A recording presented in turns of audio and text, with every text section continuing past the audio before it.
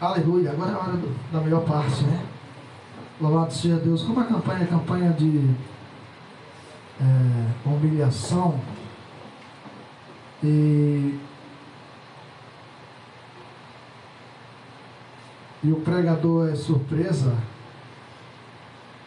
Meu Jesus. É Deus. Glória a Deus. Vamos ver o que é que sai, né? Aleluia. Nosso irmão Rafael produz uma palavra sobre isso.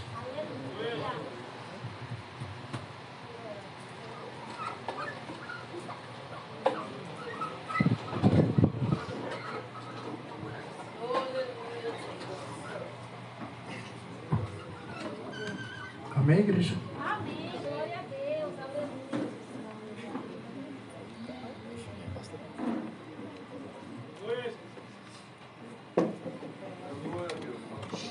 Glória a Jesus. Quantos podem erguer a mão para cá? Senhor, meu Deus e Pai, nesta hora, te apresento o teu filho, meu Deus, que o Senhor escolheu e preparou para trazer o pão dessa noite. Meu Deus, eu sei que ele já está preparado, mas eu te peço nesse momento, meu Deus, que o Senhor dê uma unção nova, meu Pai. Lança por terra, meu Deus, todo o plano do diabo. Meu Deus, em nome do Senhor Jesus Cristo, peço que tu uses o teu filho na palavra rima e revelada. Meu Senhor, que não seja segundo as nossas vontades, mas segundo as nossas necessidades, porque só o Senhor as conhece, em nome de Jesus.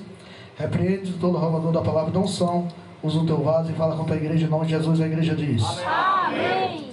Glória a Deus, aleluia, Jesus. Glória a Deus. Cumprimento a igreja com a paz do Senhor. Amém. Quero trazer um versículo de início em Mateus, capítulo 23, no verso 12.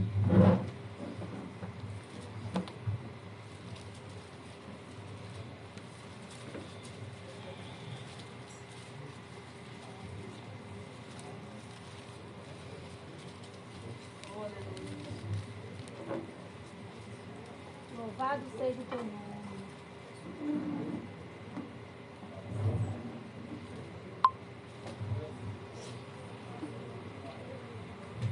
Todos encontraram? Amém. Vamos começar a partir do 11, que diz assim: porém, o maior dentre vós será vosso servo, e o que a si mesmo se exaltar será humilhado, e o que a si mesmo se humilhar será exaltado. Podem se assentar. Aleluia. Glória a Deus. Aleluia, Jesus.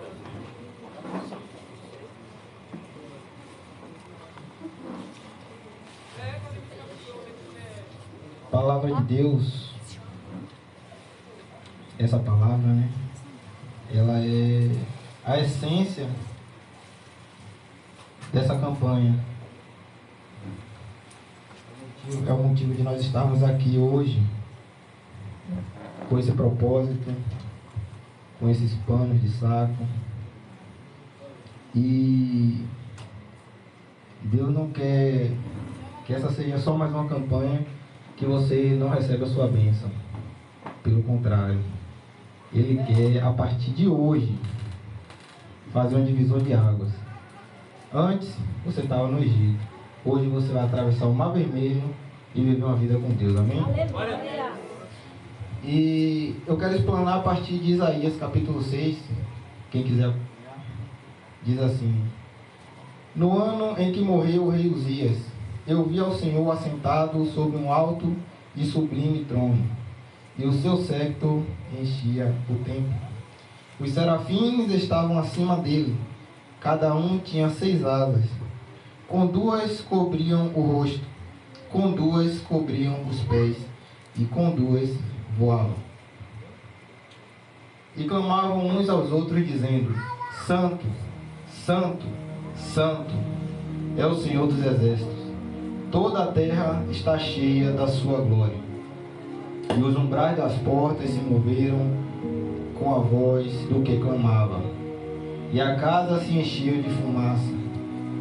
Então disse eu, profeta Isaías: ai de mim, que vou perecendo, porque eu sou um homem de lábios impuros, e habito no meio de um povo de impuros lábios.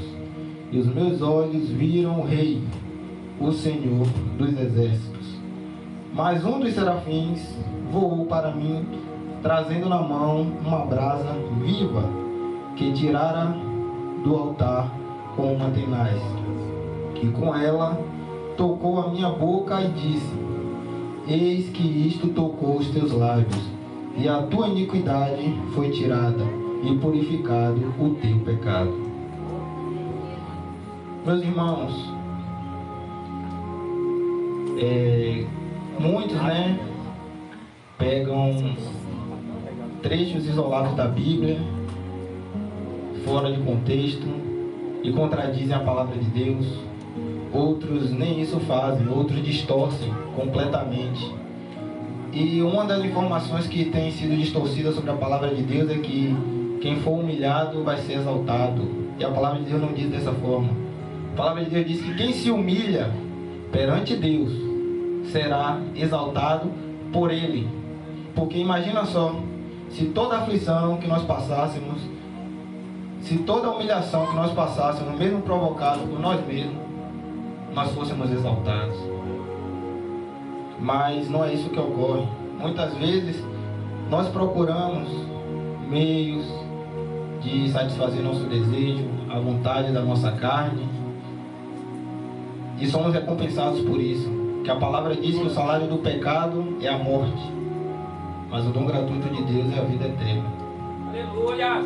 E muitas vezes nós procuramos humilhação para a nossa vida, e Deus, justo que é, permite que venha.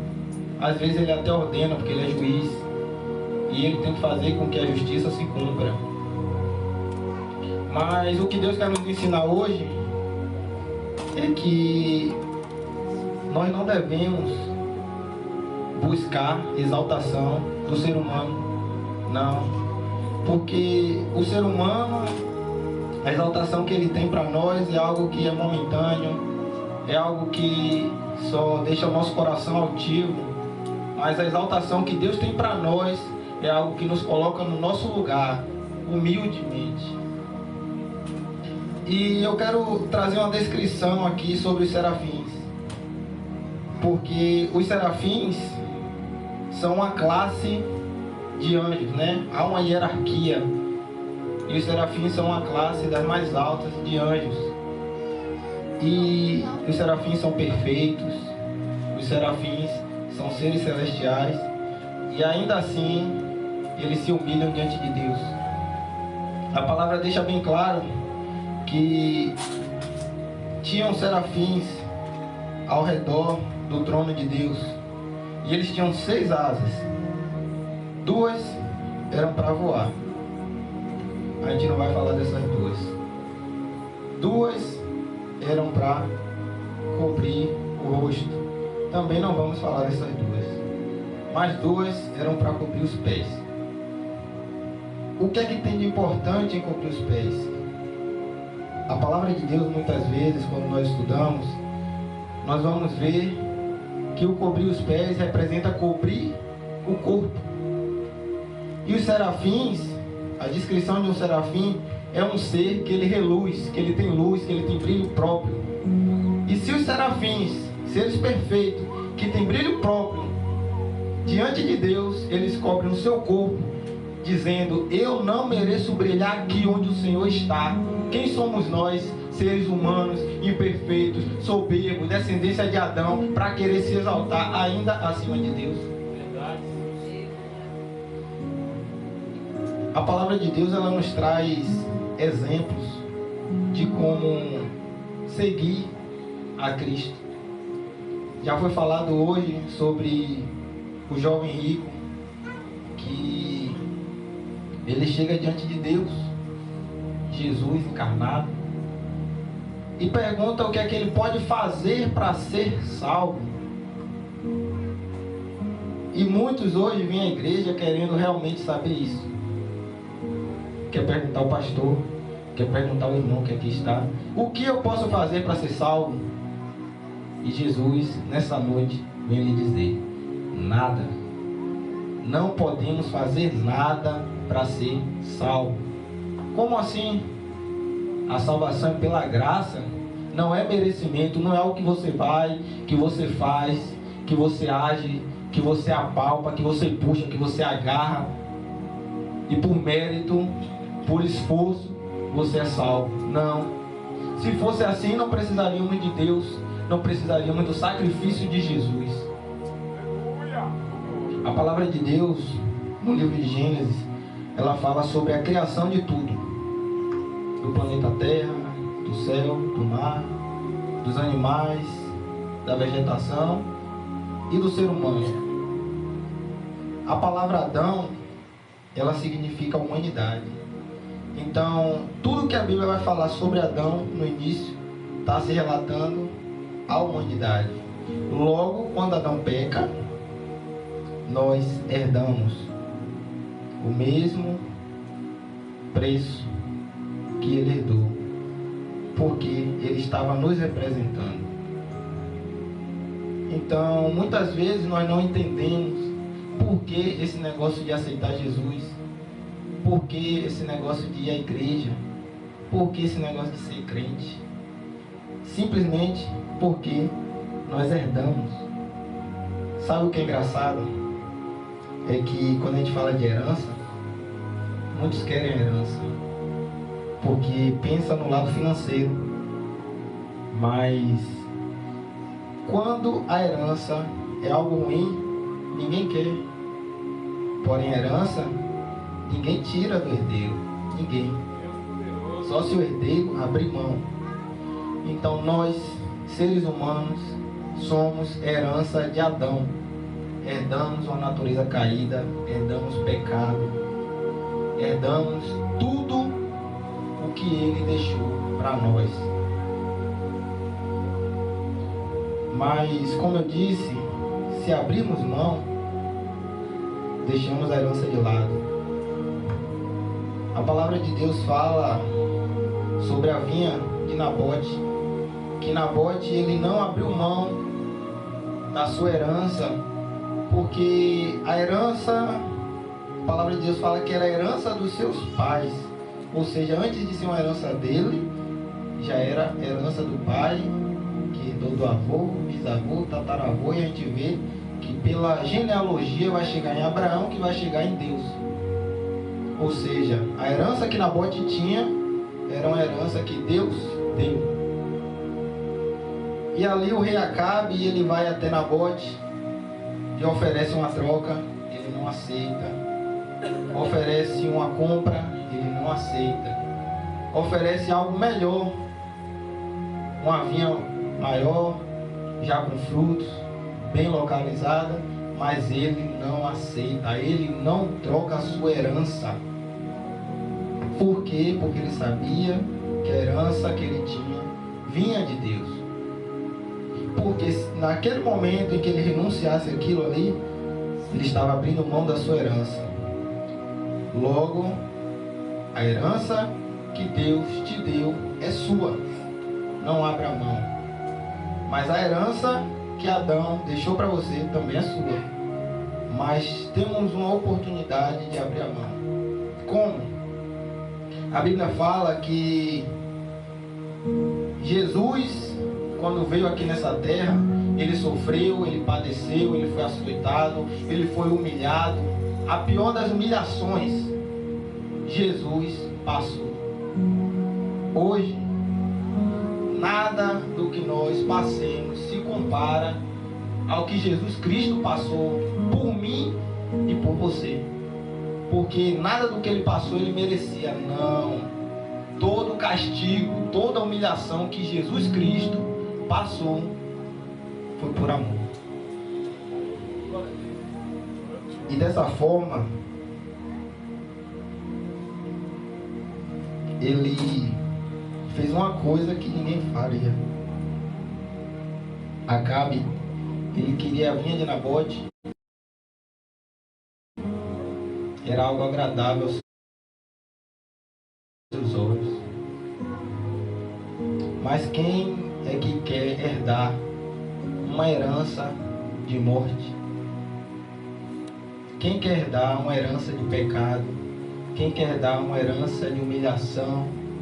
Cristo que desceu do céu e veio herdar por nós. Ele herdou tudo de ruim que nós poderíamos passar. Ele herdou o pecado nele, ele herdou a angústia nele, ele herdou o sofrimento nele, ele herdou a humilhação nele. Sabe para quê? Para que nós trocássemos de herança. E a Bíblia fala que todo aquele que crê no Filho, Deus dá o dom, o prazer, o privilégio de ser chamado Filho de Deus. Filho é um sinônimo da palavra herdeiro. Então, quando nós pensamos em herança, nós devemos pensar em filhos. Nós, como filhos de Adão, herdamos morte, pecado. Mas Jesus, ele veio, tomou a nossa herança, sofreu, se fez pecado, pecador não, mas pecado, se fez maldito, pregado no madeiro. O sofrimento de Jesus foi tanto, meu irmão, que chegou a um lugar que nós não vamos chegar. A Bíblia fala que o sofrimento do cristão fiel, temente, aquele deserto, aquele vale, não é para a morte. Sabe por que não é para a morte? Porque o sofrimento, o deserto, o vale para a morte, Jesus enfrentou e morreu. Derramou todo o seu sangue. Ele herdou essa herança maldita, essa herança terrível, que nós não queríamos, mas tínhamos que aceitar, a não ser que alguém quisesse trocar conosco por uma boa herança. E isso Jesus fez. Então, quando nós olhamos para os serafins, que são seres superiores a nós, mas diante de Deus, eles se colocam no menor degrau que eles podem. Eles cobrem rosto, eles cobrem o corpo, porque eles não têm coragem de reluzir diante de Deus. Então, o que Deus quer nos ensinar? Deus quer nos ensinar que nós devemos nos humilhar diante dele. Nos humilhar diante daquele que é rei, daquele que é Senhor, daquele que é soberano. Por quê? Porque a exaltação que ele tem para nós é muito maior do que qualquer coisa que o mundo pode nos oferecer. E o que me deixa muito alegre, pensativo, é a atitude de um homem, um profeta chamado Isaías. Ele contempla tudo isso. Ele contempla o trono de Deus, ele contempla a majestade de Deus, ele contempla os serafins prostrados diante de Deus, escondendo a sua majestade, o seu brilho diante de Deus. E o que é que ele diz? Ele não se exalta. Ele não diz: olha, eu sou bem-aventurado, eu estou vendo Deus. Pelo contrário, ele diz: ai de mim que vou perecendo, porque sou homem de lábios impuros e habito no meio de um povo de impuros lábios. Quantos de nós, quando estamos diante do trono de Deus, reconhecemos isso? Quantos de nós reconhecemos a majestade de um rei? Quantos de nós reconhecemos ser servo diante do Senhor dos Senhores? Como exemplo, Deus deixou Isaías. Que nós venhamos da mesma forma na manifestação de Deus, como Ele tem feito nesta noite, mas não somente nesta, a partir desta também, porque hoje é o início de uma campanha que Deus ele tem ordenado, porque Ele quer se manifestar, porque Ele quer aparecer para os seus. Mas para que Ele apareça para nós, nós devemos fazer como os serafins. Nós devemos querer esconder nosso rosto. Nós devemos querer esconder nossa beleza. Devemos nos humilhar. Ele é majestoso, Ele é soberano, independente do que nós façamos. Mas quando nós reconhecemos e nos humilhamos, Ele é soberano, é majestoso em nossa vida. Porque um rei, ele não tem majestade onde o reino dele não alcança. E nessa noite Deus te pergunta: o meu reino alcança a tua vida? Até onde a minha majestade vai na tua vida? Se a minha majestade é na tua vida, se eu sou soberano na tua vida, então se prostra, se humilha, se rasga diante de mim. Demonstra que eu sou rei, demonstra que eu sou Senhor. Se você não sabe, eu estou aqui para lhe ensinar, diz o Senhor. Aleluia, glória a Deus, aleluia, Jesus. Faça como Isaías. Reconheça quem é e se reconheça onde vive. E peça misericórdia. Porque Deus, Ele é misericordioso também. E é por isso que nós estamos aqui. Trocando essa herança de pecado e de morte por uma herança de vida. E vida com abundância ao lado desse grande rei. E que nós venhamos ser como os serafins, em humildade, mas em reconhecimento, que clamavam a todo tempo: Santo, Santo, Santo é o Senhor dos Exércitos, e a terra está cheia da sua glória, porque a terra é o palácio de Deus. Amém? Que nós venhamos nos humilhar, porque Deus é soberano. E assim eu agradeço a minha oportunidade.